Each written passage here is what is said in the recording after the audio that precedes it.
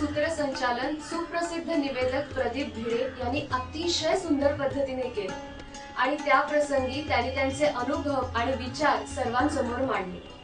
आपल्या आजूबाजूच्या लोकांनी ठरवलेलं असतं आपण काय व्हायचं आणि ते सारखे म्हणत असतात। तर ते आपल्याला म्हणतात की धावायचं म्हटलं तर घोडा देखील धावतो आणि गाढव देखील धावतो। तुला काय व्हायचंय? तर तो म्हणतो, मुलगा नक्कीच म्हणतो घोडा व्हायचंय। मग लगेच विचारतात, तुला वरातीचं घोडं व्हायचंय का रेसचा घोडा व्हायचंय? लगेच मुलगा लगेच म्हणतो मला रेसचा घोडा व्हायचंय। अरे पण तू घोडा नाहीयेस, माणूस आहे, हे वडिलांना तू सांगू शकत नाहीस, आजूबाजूच्या माणसांना सांगू शकत नाहीस। रेसच्या घोड्यासारखं तुम्ही कसं मला धावायला सांगता? म्हणून नारळीकरांनी एका ठिकाणी फार छान लिहिलं होतं।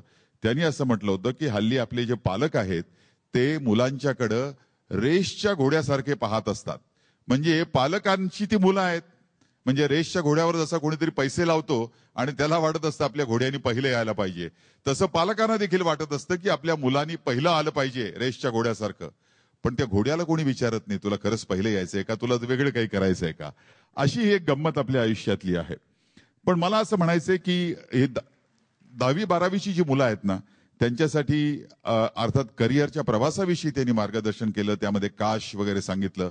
पण काश म्हणजे या गोष्टी ज्या आहेत ॲटिट्यूड स्किल्स वगैरे ती आपण उत्तरोत्तर डेव्हलप करतो। 10वी-12वीचं वय थोडं आणखीन कोवळं आहे आणि तिथं देखील स्किल्स आपण डेव्हलप केलीच पाहिजेत। पण मी असं म्हणेन, कारण मी ज्या माध्यमामध्ये आहे आणि मी स्वतः माझ्या आयुष्यात जे आचरणात आणलं की उत्तम वाचन करा, रोज व्यायामाची सवय लावा, पळा, जोर बैठका काढा, किमान 30 ते 40 मिनिटं तुम्ही व्यायाम केलाच पाहिजे। कारण तुम्ही जर व्यायाम केला नाही तर तुमचं मन भलत्या विचारांकडे धावत असतं। दुसरी गोष्ट आहे की तुम्हाला जे काही आयुष्यात साध्य करायचंय त्याचं माध्यम हे शरीर आहे। डॉक्टर लागू आमचे ज्येष्ठ मित्र त्यांनी मला सांगितलं होतं की मी जरी 12-12 तास शूटिंग करत असलो तरी देखील मी जेव्हा घरी यायचो तेव्हा घरी एक छानपैकी सतार, रविशंकरांची सतार किंवा हरिप्रसाद चौरसियाची सीडी लावायचो आणि जवळजवळ 50 मिनिटं त्यांचं घर असं लांबच्या लांब पसरलेलं होतं। त्या 50 मिनिटं माझ्या घरातल्या घरामध्ये मी चालायचो।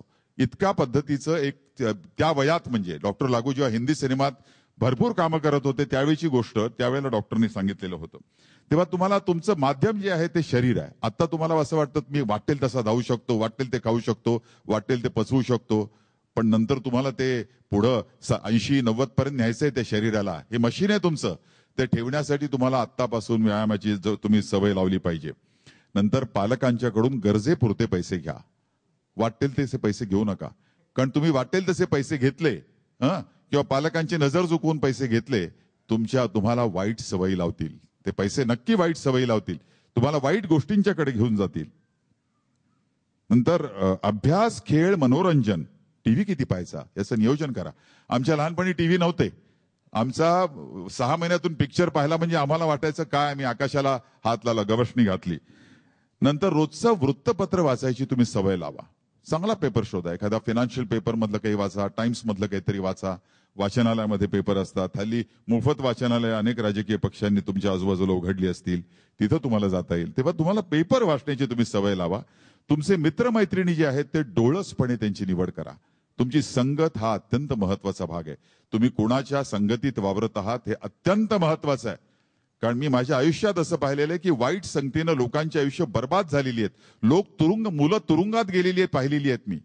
त्यामुळे तुम्ही तुमच्या आजूबाजूला मुलं जी आहेत ती कशी आहेत आणि ती कशी त्यांची वागणूक कशी आहे हे याच्याकडे तुम्ही लक्ष द्या।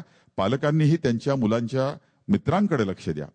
आणि दुसरी गोष्ट म्हणजे आता त्यांनी सांगितल्याप्रमाणे इंटेग्रिटी, सचोटी, इंटेग्रिटी जी आहे ती, इन्व्हॉल्वमेंट, झोकून देणं, आणि हे सगळं तर केलं की तुमची अभिरुची चांगली वाढेल, तुम्हाला अनेक विषयांची जाण वाढेल। वृत्तपत्र वाचणं, चांगलं वाचन करणं, आणि लोक तुम्ही जे काय बोलता त्याच्या तुमच्या मताला सन्मान करतील, त्याचा तुमच्याकडे पाहतील। कुठलीही गोष्ट काही विषय निघाला तरी देखील इव्हन तुम्ही महाविद्यालयामध्ये गेल्यानंतर देखील तुमच्या चेहऱ्याकडे पाहतील तुमच्या आजूबाजूची मुलं की अरे याचं याविषयीचं म्हणणं काय आहे। किंवा जोपर्यंत तुम्ही वाचन करत नाही आणि तुमचा व्यासंग वाढवत नाही तोपर्यंत हे होणार नाही। आणि म्हणून याविषयीची एक 4 ओळींची इंग्रजीमध्ये कविता अशी आहे की no one else can dance your dance, तुमचा डान्स दुसरा कोणी करू शकणार नाही, तो तुम्हालाच करायला लागेल। No one else can sing your song, no one else can write your story. तुमची कहाणी तुम्हालाच लिहिली पाहिजे. तुमचं आयुष्य जे घडवायचं आहे ना, त्याची कहाणी तुम्हालाच लिहिली पाहिजे.